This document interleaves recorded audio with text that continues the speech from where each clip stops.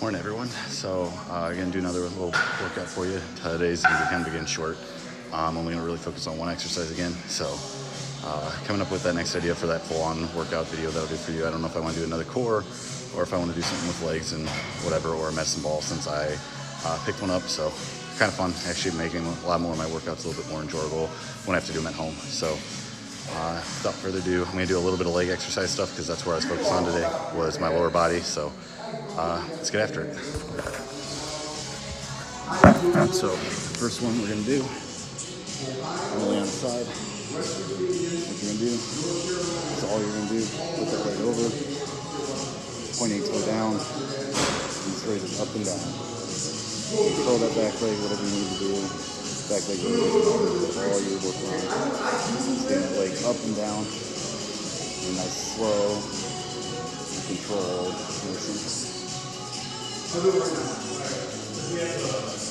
That's going to start working this outside muscle a little bit more, and you'll feel it quite a bit. It doesn't take much. My idea for try to do 20 each side. Pretty much a good start on it. You can up it from there if you feel more. But do 20 that side, and flip over to your other side. Same thing. Again, laying over, pulling down, and then just raising up and down. So focus your hip flexor, quad, mainly looking at the side of the leg though. So we can work on that. And really get into it. Try to keep that toe pointed down. Slide inside real quick just so you can see. Again, as you get more flexible, you're going to twist it more. You get to where it basically looks like I'm almost walking up and down right there. So that's a really good one.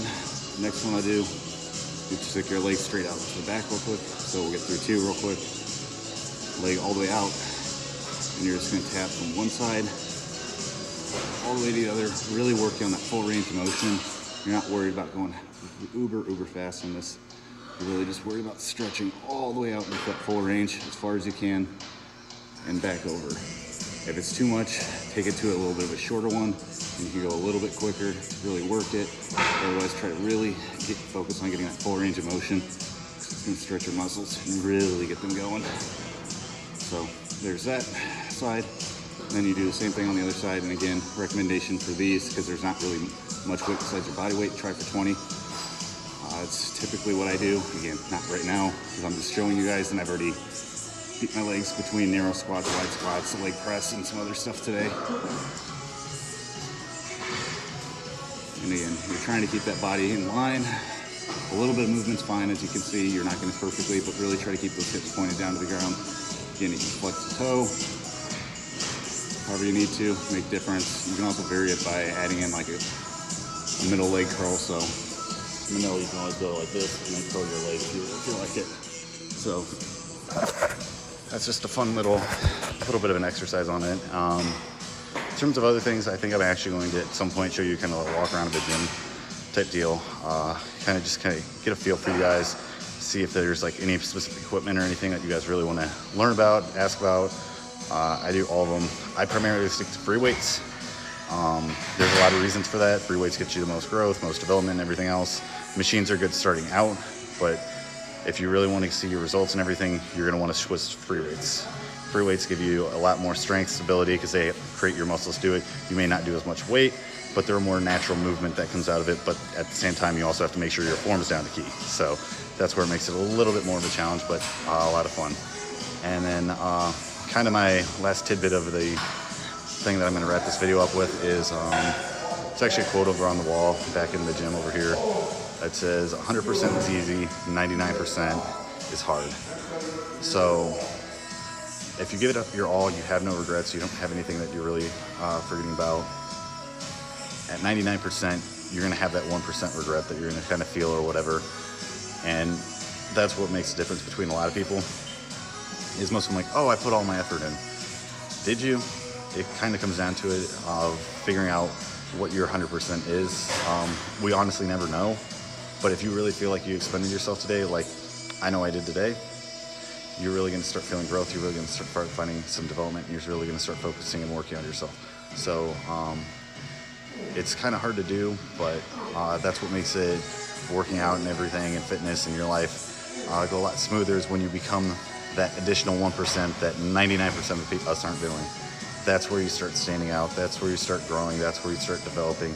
That's where you start becoming a leader, because you're that 1%. You're that lonely path. And the truth be told, being a leader is the loneliest spot you can be, because you're having to be a trailblazer.